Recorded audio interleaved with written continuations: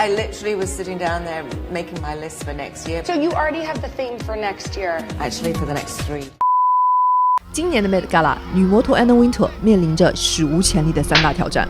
首先是大家都知道 Met Gala 是为美国大都会博物馆的服装展筹款而办的慈善晚宴，但由于疫情严重影响了大都会博物馆的门票收入，现在博物馆正面临着前所未有的亏损，全指着这次 Gala 来填补亏空了。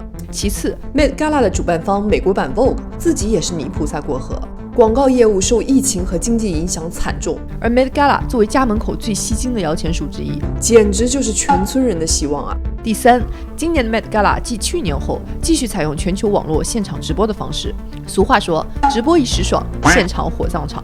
这种全是顶流明星的全球直播，对操盘组织者的压力简直堪比超级碗和奥斯卡了。那女魔头这次是否能力挽狂澜呢？要知道，去年她为 Met 大都会募资的慈善款已经创了历史新高。今天我就以自己之前间接参与筹备 Met Gala 的亲身经历，以及明总多年积攒的小道消息，来给大家盘一盘 Met Gala 到底是怎么赚钱的。看完这篇视频，你就能对媒体怎么赚钱，以及为什么时尚是个生意这件事有个更深刻的理解。本篇视频的最后，我还会请一位亲历过 Met Gala 红毯的神秘嘉宾，来聊聊参加 Met Gala 是一种什么样的体验，一定要看到最后哦。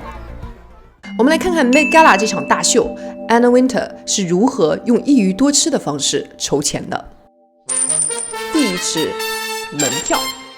首先让我们来做一道明总强行插入的数学题。已知 Met Gala 的红毯面积约为6万平方米，嘉宾走红毯的时间大约是4个多小时。求这次有多少嘉宾走红毯？好了，你们可以把自己的答案打在弹幕上。以下是明总提供的考题解析。事实上，条件的前半句是个多余信息，因为并不是所有的红毯都要一步步用脚丈量的，而4个多小时的时间也就能容纳几百个嘉宾成双结对的走完红毯，因为每组嘉宾的 show time 大概也就5分钟不到。好吧，我们可能是在家憋坏了，大家可以把真有聊打在公屏上。不过呢，别看人数不多，咖位可都是顶级的，从影视娱乐到时尚、艺术、商业，各行各业来的都是顶流。那你可能会问了，请这么多顶流明星来，得花多少钱？美国 Vogue 也太有钱了吧？其实啊，女魔头的账可不是这么算的。事实上 Anna Wintour 请他们来，不仅不要钱，还要收钱呢。这个我们在上一期时尚圈揭秘中曾经说过，时尚圈是一个典型的名利交换的场所。如果你有钱，那就能用来买名；如果你有名，就能用来换钱。而像我们这样钱和名都没有的呢，就可以活得轻松一点了。据福布斯估算，2016年 Met Gala 的门票收入就达到1350万美元了。那你肯定好奇 Met Gala 的门票要多少钱呢？去年 Met Gala 公布的门票价格是3万美元起，也就是说20万人民币一张门票，几乎是一辆中档汽车的钱。难怪有的嘉宾要骑自行车来参会了。不过这么高的价格，也确实只有一线名流去得起。关键是 Met Gala 不像是一般演唱会，不是你买得起门票就能进的。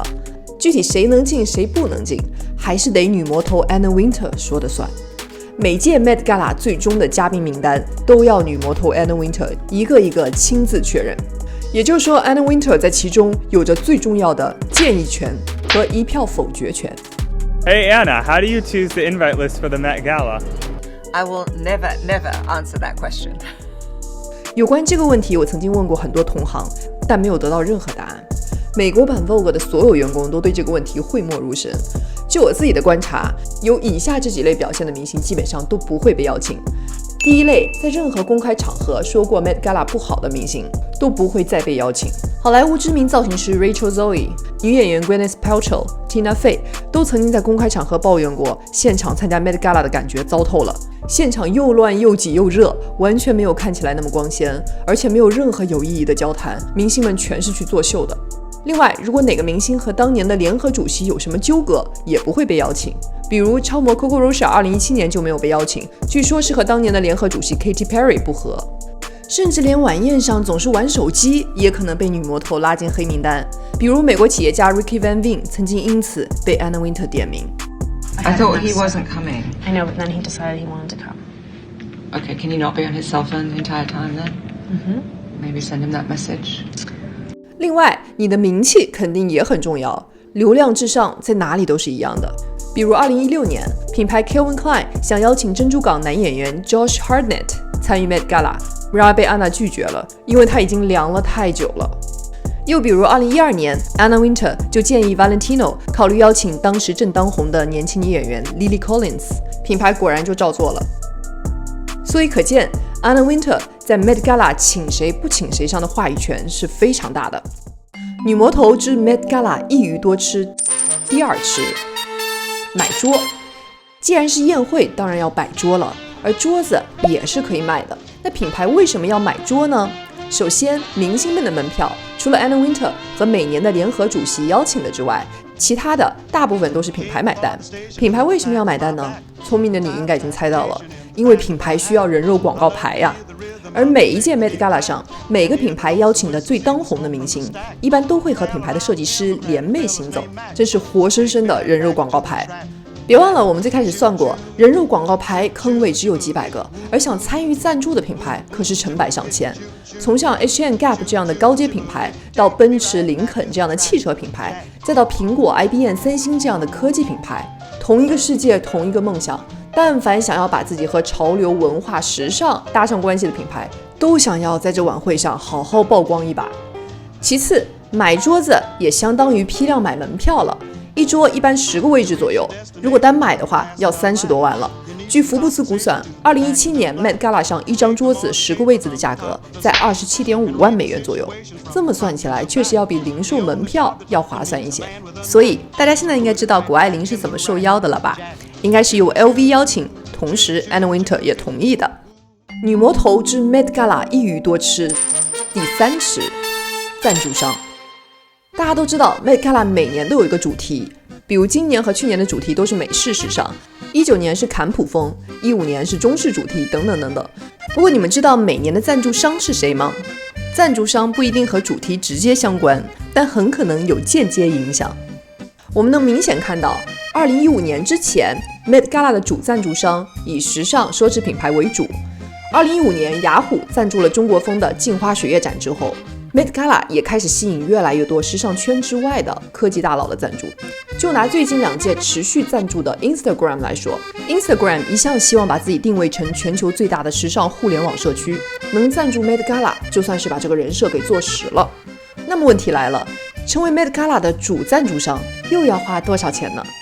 我手头上有的数据是2015年的主赞助商雅虎花了300万美元赞助，包含买2个桌子的费用，还包含一系列赞助商独有的商业权益，比如活动上的独家权益和广告位，以及和美国版 Vogue 绑定的独家曝光资源。比如2021年主赞助商 Instagram 的负责人 Adam Mosseri 作为荣誉主席，可以更深度的和各界时尚名流建立更深入的关系。当然这笔交易对于女魔头来说也是双赢的，因为这个主赞助商不仅能出钱，还能回报更大的曝光。女魔头之 Met Gala 一鱼多吃，第4吃内容营销。品牌花了这么多钱请人买桌，图个啥？当然是曝光了。据时尚商业媒体 BOF 报道，整个 Met Gala 的媒体曝光价值 MIV 高达5.4亿美元，而全美最大的活动超级碗也就5.2亿美元。虽然明总一直说这个媒体曝光价值的计算方式不严谨啊，不过至少可以参考一下这个量级。而品牌要想获得 Met Gala 的报道， Vogue 是会以内容营销，也就是软文的方式来收费的。比如2019年美国 Vogue 为美宝莲做的内容营销就是个很好的范例。他们请美宝莲给 Gigi Hadid 等5个不同的嘉宾打造了晚宴的妆容，还赞助了 Vogue 的 Met Gala 系列视频 Get the Look， 并且在 Vogue 5月刊中，美宝莲还投放了长达5个跨页的品牌赞助专题，向读者展示如何用美宝莲的产品来打造 Met Gala 的晚宴造型。女魔头之 Met Gala 一鱼多吃，第5吃广告。不了解媒体行业的同学，我可以简单的科普一下。我们可以简单的把内容营销理解为软性广告，而这里说的广告则是硬广，而硬广也是所有媒体最主要的恰饭方式。其实早在2015年甚至更早， Anna Wintour 就开创了将 Met Gala 的赞助商权益和 Vogue 的硬广一起打包销售的方式。作为2015年的赞助商，苹果直接投放了12页价值220万美元的 Vogue 杂志广告，而美国版 Vogue 则是把当年晚宴的甜点也做成了苹果型冰激凌。这时尚和科技巨头之间的示爱方式真是心意满满啊！除了杂志硬广以外2021年开始的 Met Gala 红毯全网直播，也是女魔头的一次重要突破。安娜一直要求所有嘉宾不得在活动现场发布任何社交媒体，做全网直播从来都不是她的风格。但是直播的吸金能力，在这样一个受到疫情和经济双重挑战的年份，即使对于女魔头来说，也是难以拒绝的。而2021年 Met Gala 的直播和回放吸引了1650万播放，而在直播中插的2个6秒广告，你们猜卖了多少钱？答案是100万美元。除此之外，直播回看还有其他贴片广告可以继续卖钱，所以广告收入是一笔相当可观的吃法。好了，同学们，我们今天的美食节目就到这里了。关于一条鱼有几种吃法，其实我刚才列举的只是几种最重要的吃法，远远还不能覆盖菜谱的全部呢。其实女魔头 Anna Wintour 一直是个对商业非常敏感的人，她是第一个把好莱坞明星放到时尚杂志封面上的人，也是第一个把高级定制和牛仔裤搭配起来拍封面的人。如果你们有兴趣的话，我们未来可以单开一篇，讲讲我们圈内人是怎么看 Anna Wintour 的。不可否认的是，她为整个时尚行业带来了巨大的流量和更聪明的商业模式。而商业和内容之间的博弈，是每个做内容的人最关心的永恒的话题。好了，听了那么多商业内幕之后，最后我们来听听2015年亲身经历过 Met Gala 红毯的设计师郭培老师是怎么描述他走红毯的经历的。Met Gala 是否真的像很多明星们说的那样糟乱差呢？我在现场去的时候特别逗，一个化妆师给我画了一个，哎呦，一睁眼把我自己吓死，画了一个黑眼圈，你知道吗？突然间那个李冰冰，郭培姐，你都没有认出来。我说哎呀，对不起，我自己都认不出来。红毯它往上走嘛，走完。我就是唯一一个往出走的人，我就溜边儿往出走，因为我想回酒店。对，我往出走的时候，就是蕾哈娜穿的衣服，就她是最后一个出场，她就干什么？就我都走到出口，就跟那黑人说我要走，然后呢，我就听我的背后哇，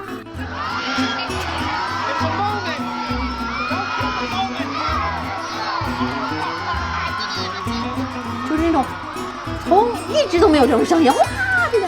天哪！沸腾了，成功了！衣服挺重的，挺热的，它挺性感的，它里面就直接穿的内衣，它也不系腰带。我当时还给他一个腰带，我说可以系一下，等它打开嘛。他好像没系，反正他一个人就走了快10分钟，所以他照片是多，你知道吗？对，明白。